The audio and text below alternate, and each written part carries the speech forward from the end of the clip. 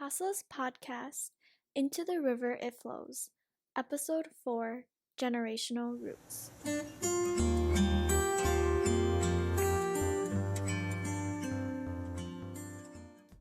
Hi everyone, welcome back. This is Angela, and for today's episode, as well as in the future episodes, we're going to have another host.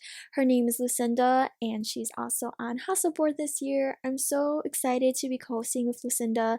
She definitely has a lot to offer, and I'm looking forward to it. So, hi Lucinda.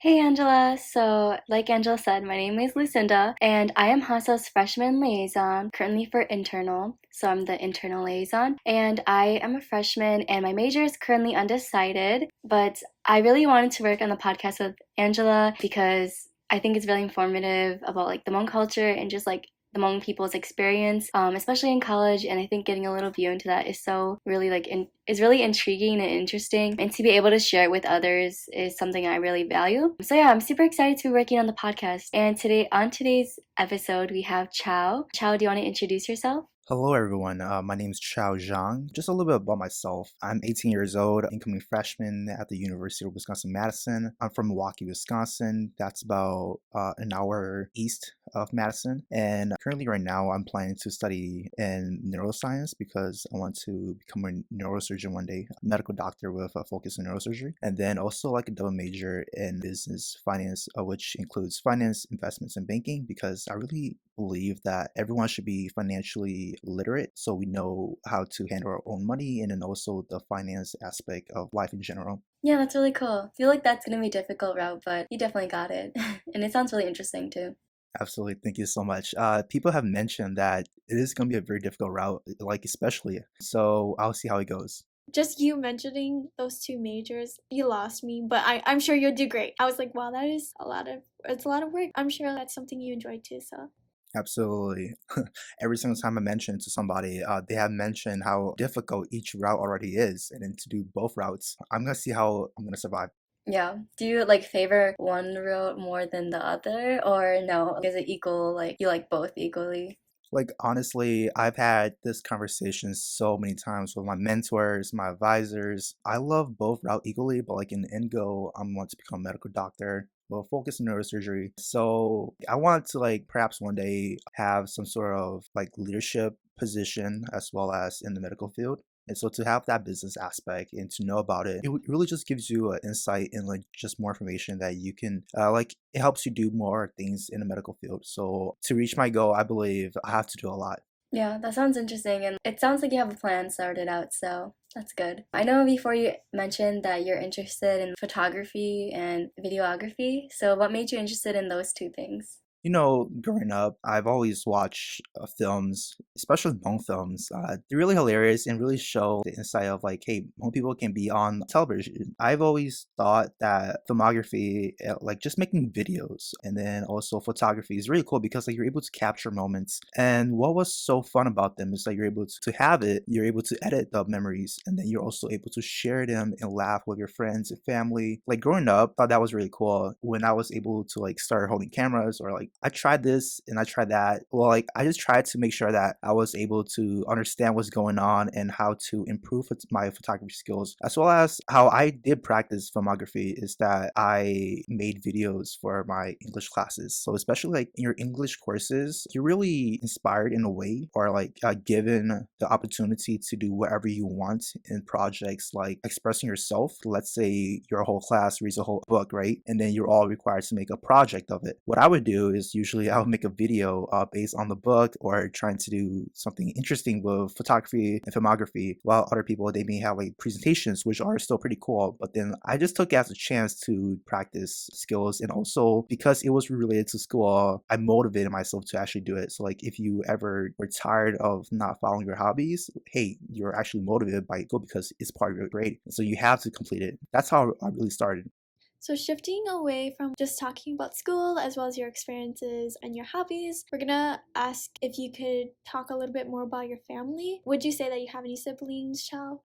Absolutely. I would say that I have a very like relatively good amount of siblings. I have 5 siblings, so 3 brothers and then 2 sisters. So there's a total of 6 of us. So 6 children. That's like a usual amount of children in Hmong's family, especially. The practices of having a lot of children, especially in like Southeast Asia, you really want to have a lot of children because maybe one of them will become successful one day. So more children, like more opportunities or more options to become successful. And then also like you really want to have a good brotherhood, good family, especially like if you have a lot of siblings, you don't have to rely on people from your community to really help out with any work, especially when it comes to having like practicing your Hmong traditions. When you have like a shaman event inside your house, you have to butcher an entire pig, right? And so if you have a lot of siblings, you don't really have to rely on anybody else to come help you. In the Hmong culture or tradition, I would say that it's looked upon as good to have a decent amount of children because then that really helps your family grow. Are you the youngest or one of the oldest? I'm actually the youngest in my family. And so all my siblings, they're all grown. Some of them are married. Some of them graduate college already. And so I am the youngest in my family.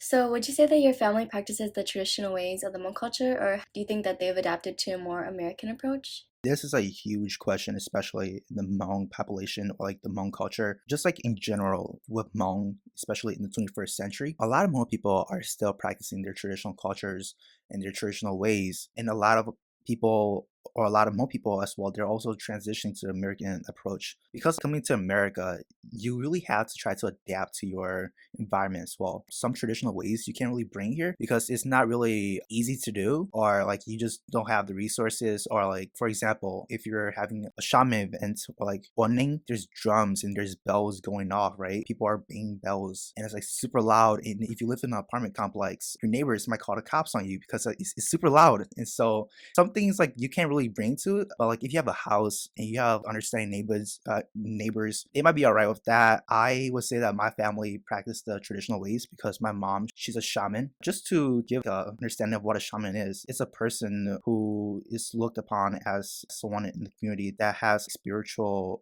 powers, and then they're able to go into a spirit world and bring back souls of, well, if you're sick, they're usually the person who you would call or go to, especially when you're in a very difficult situation, like if you're scared of ghosts or like if a child is sick and there's no medical explanation. Especially, I would say that in the 21st century, whenever a person is sick, medicine is the first approach, always, because that's understandable. With the scientific support, if a child has these symptoms, then they might have that sort of cold or anything else.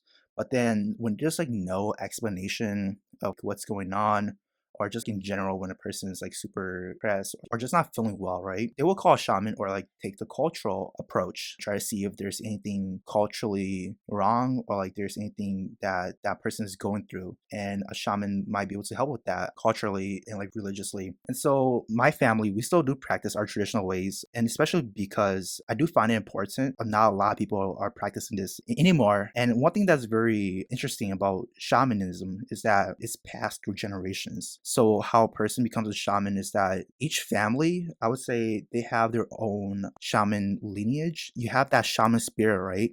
And so then it's passed from like your grandmother or like your grandfather, and that's passed down to the mother or the father or like even the grandchildren. And so it doesn't leave the family. So it's like a generational spirit that passes on to each family members down the line. It's kind of hard to understand, but like if you aren't Hmong, it would make sense that you wouldn't have that generational spirit that's passed from generation to generation. And so that's really how the process of becoming a shaman is. The shaman spirit is passed down from generation to generation. Just a little bit more understanding of that. As I mentioned, there are things that you cannot really do in America. Like if you have to butcher an entire cow, that's gonna be very difficult. In the practices of shamanism, there's this altar in your house, right, where the shaman practice shamanism or like have their materials on the ceiling of the house. You need to connect the altar to the front door. They call it the Chao, the bridge, right?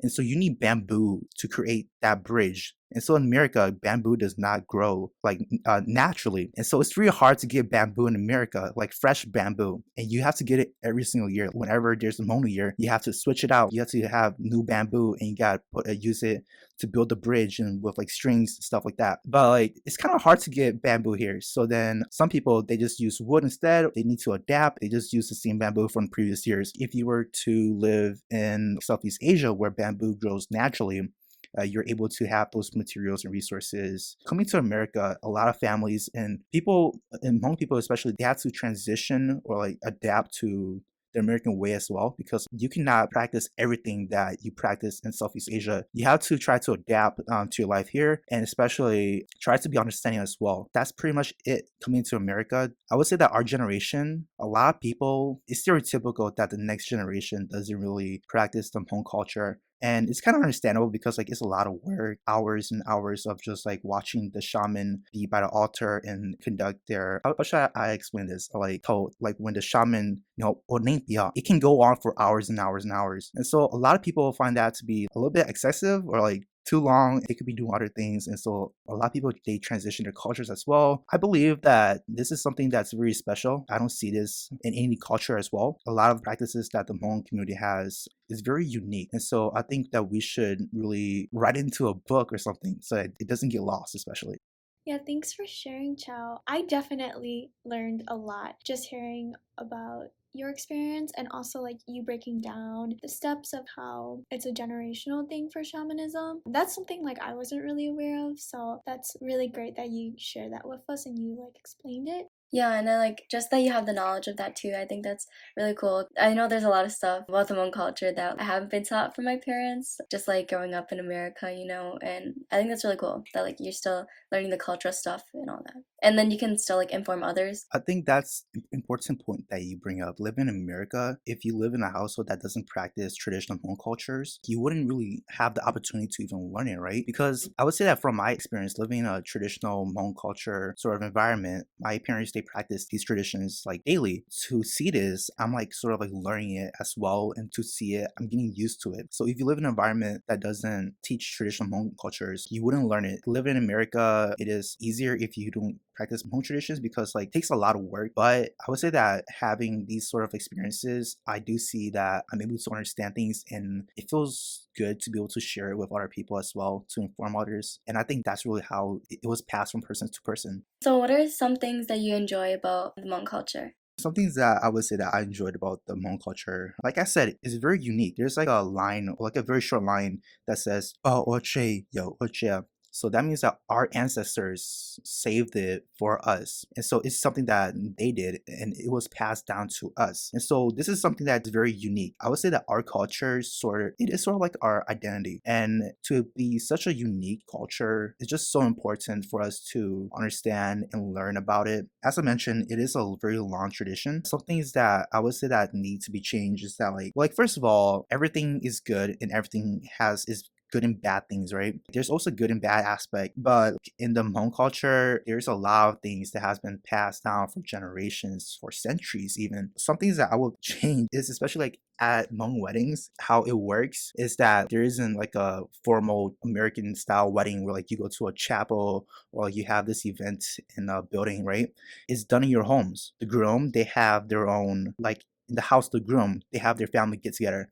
And in the house of the bride, the daughter's side, her parents, they have their own get together. And so then when the groom's party, they come as a party to the bride's house, right? And so one thing that I do see that was changed is that if the bride's parents, they don't like the groom, they can have him stopped by the front door and they don't allow him entrance into the house. And that's something that's allowed in the past. And I do see that in the present day, people are changing that as well. The parents can have the groom stop by the door, and then there needs to be like a traditional cultural exchange between the elders from the groom's party and then the elders, the daughter's side of the family. That exchange, I'm not really sure what it's called. It's a traditional exchange of like words, and that can go on for hours. And so then you can just stand there in the front door for like hours on end. I've actually seen that happen at some of these else's wedding, just to have them stand outside for like hours on end because the bride's parents didn't really like the groom. That was kind of long. I do see that in the present day, people are changing that because it's just so extra in a way. And then one thing that I would say that is over excessive is during the weddings, having the groom drink in a Hmong wedding. When the groom is over at the bride's house and then like they're having the wedding, anything that her relatives give the groom, he has to drink anything that they give him. So then this could be like pints upon pints of like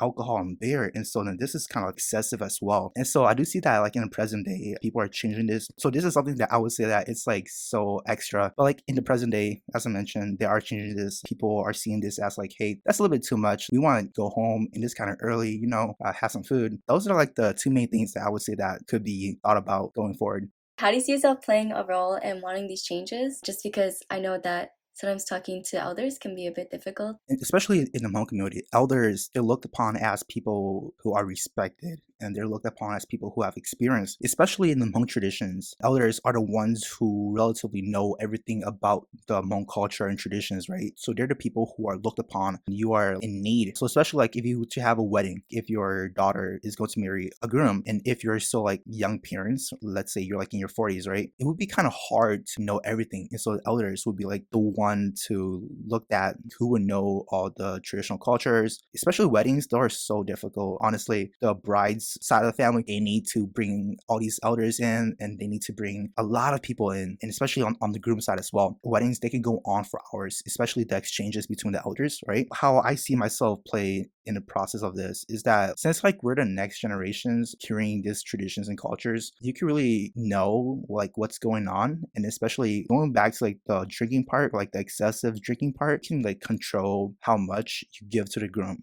Excessive drinking, that's not healthy and it's not good at all. You are able to control the amount of alcohol that's given to the groom. With that being said, in that part, some people would say that you're gonna let the groom go off easy in a way of like not giving him a lot of things to drink. Drinking alcohol in excessive amounts to the point where like a person would pass out, that's kind of excessive. Yeah, you're still practicing your Hmong cultures, but just don't go to extreme to the point of it could cause health issues to a person. Going off of that, do you believe that gender roles exist in the Hmong culture? And if so, what are some things that you have seen or experienced yourself? Like to first off begin with that, I would say that overall in a lot of cultures, and especially in the Hmong culture, the male will be seen as the provider for a family, right? Like he'll be the one to bring the meat to the table. In Southeast Asia, our stereotypical view is that like centuries ago, the male will be the one that goes out hunting and he brings back food for a family, right? And then the female will be the one to take care of the children and cook. With my experience, like looking into the Hmong culture, I would say that there are roles that are specifically seen to be like just for men, and then some roles are just like seen to be just for women, especially cooking, taking care of children. In the past, I would say that a lot of people would say that it's the woman's role to cook and take care of children, and then it's for like the men's role to provide. Going to the 21st century, generations, like the few generations before us, and then now our generation, we are seeing that gender roles are not really that impactful anymore. I've seen that like men like to cook too. Honestly, it's a great hobby. I myself cook and I enjoy it. Gender roles are sort of changing as well. Overall, in the past, I do see that there was some gender roles. Now there's changes and people are being more lenient, or like they're just like seeing that it's, once again, it's kind of like excessive just to say that one person has this role and another person has that role. Like we're all seeing that that's unfair, and then also that's just extra work. Like why don't we all just like share the roles and then the jobs, and just makes it so much easier for everybody. So yeah, I do see that there's that shift in gender roles. And then especially with like gender roles, I would say that especially with the Hmong culture, once again, going back to elders in our family, it's usually the male role, especially to take care of the weddings. And the aspect of formal exchanges between the elders, that's usually just all male. And then it's also the bride's mother to have home clothes for her daughter on her wedding day. There are specific like roles, especially that are like sort of like understandable. Like a mother would want to dress her daughter for her wedding day. That is understandable. Thanks for sharing, Chao, about that. We're gonna ask you if you could share just a little bit about your experience. Like for you personally, how would you say that your experience being like a Hmong man in the Hmong culture differs from your Hmong sisters? The idea that's so important to this question right now is having to do with education, right? I would say that a lot of the older Hmong generation, they wanted to go to school. In Southeast Asia, like in Thailand or Laos, they wanted to go to school. But a lot of people lived in poverty and they weren't able to afford to go to school. To have that experience, like dropping out at the 3rd grade, just so that you can go farm with your family and help them provide food for your family, and not being able to further your education, that really has an impact on your mindset, because poverty caused me to not be be able to go forward into my education. That generation has grown up. They have children. What they're passing to their children is majority, I would say, is that they're saying, hey, I wasn't able to pursue my dreams, but still I have you guys, and now I'm making sure that you guys are able to go to school, pursue your dreams, and have the education that I've always dreamed of and never had the opportunity to. But now you guys, the next generation, that my children, you're able to have the opportunity to go to school. Especially like in my personal experiences with my siblings, my parents, they've always said to all of us to really go as far into education as we can. It didn't matter if we were female or male. What really mattered was, are you willing to pursue your dreams and have the dedication to like go as far as you can, like become a doctor or go to school for like 8 years, 10 years, and just have that opportunity of education that your parents never really did, right? I would say that a lot of Hmong families growing up in Laos and Thailand, they never had that opportunity to pursue further education. With our generations, the generations after us living in America, we are equal when it comes to education. To talk about my experience with that, I grew up in a household that really supported education. My parents, they don't have a college degree or a high school degree, but still, I'm really motivated and encouraged to pursue my education. A lot of us, especially in the Hmong community, could all relate that our parents or grandparents who didn't have the opportunity to that education. That really motivate a lot of Hmong students to pursue education. And once again, it doesn't matter what gender you are. Like honestly, if you're listening to this, it doesn't matter what's your gender. What really matters is your character and the determination that you have to pursue your education. That's my experience with gender roles in education. Thanks again for sharing, Chao. That's like something really important that you mentioned, education. I think that is really something that a lot of Hmong families are starting to like bring awareness to that and how important that is for us. Because we don't go to school just for ourselves. We go to school for our parents, our ancestors. We carry their dreams with us too.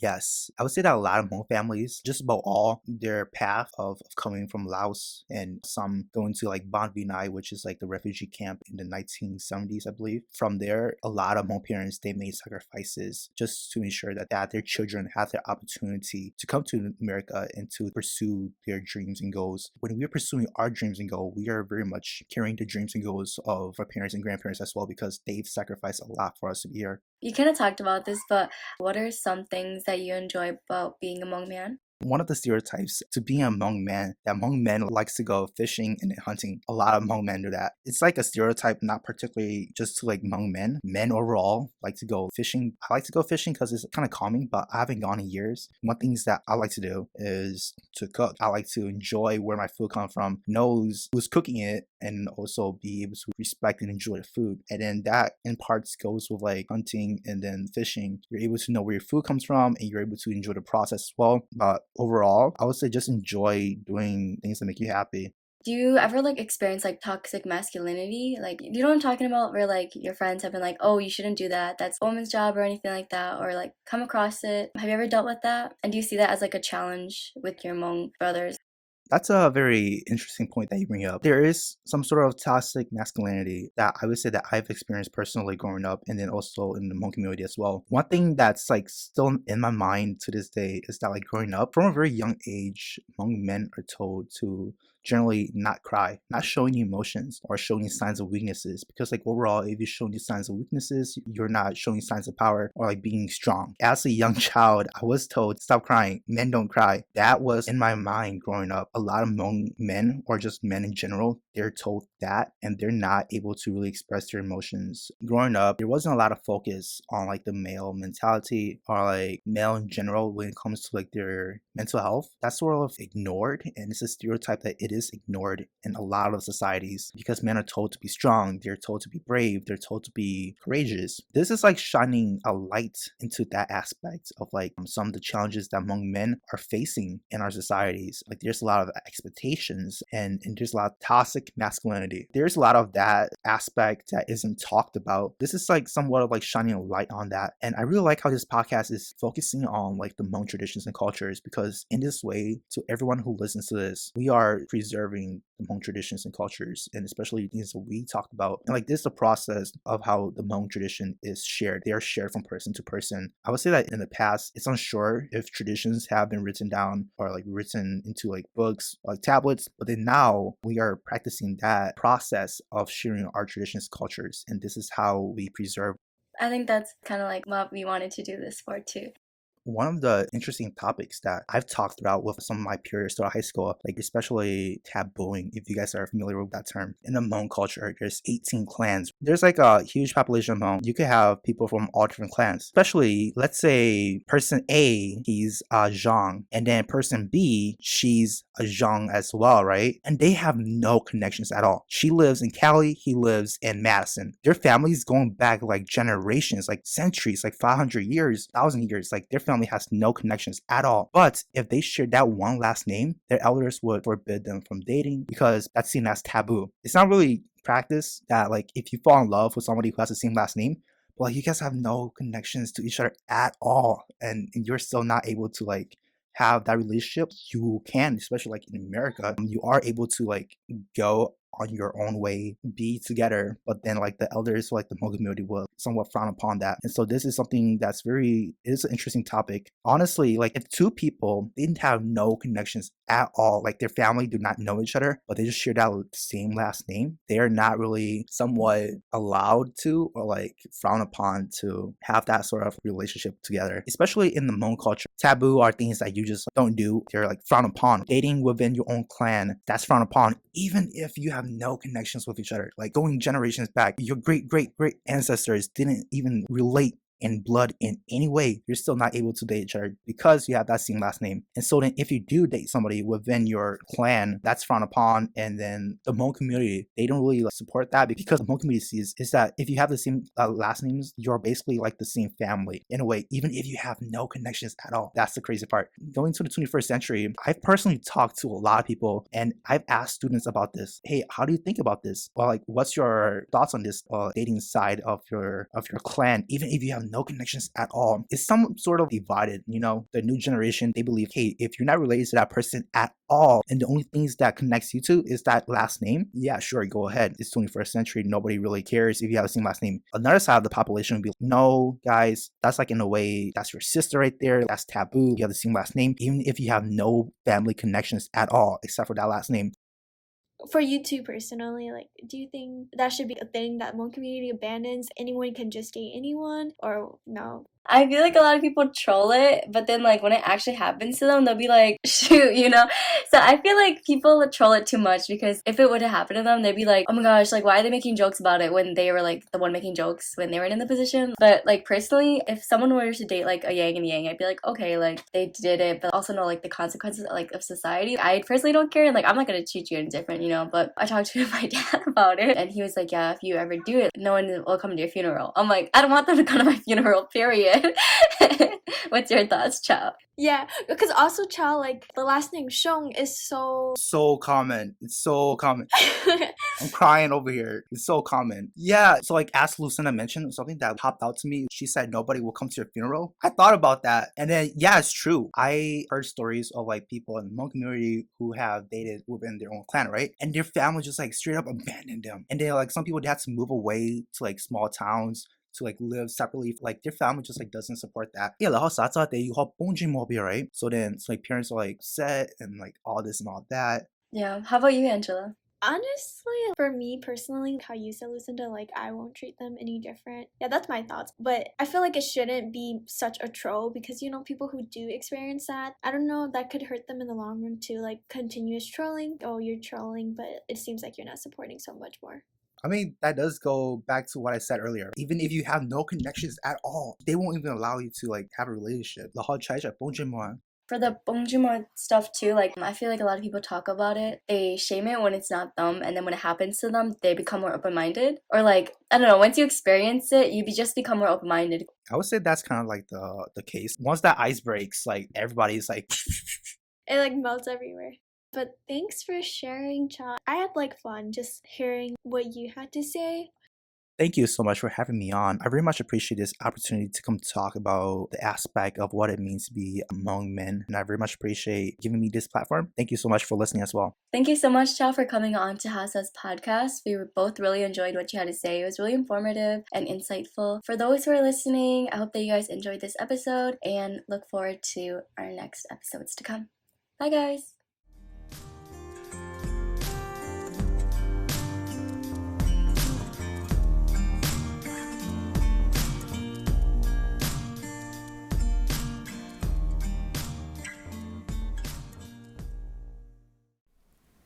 We would like to thank Anchor.fm as well as Audacity for making our podcast possible.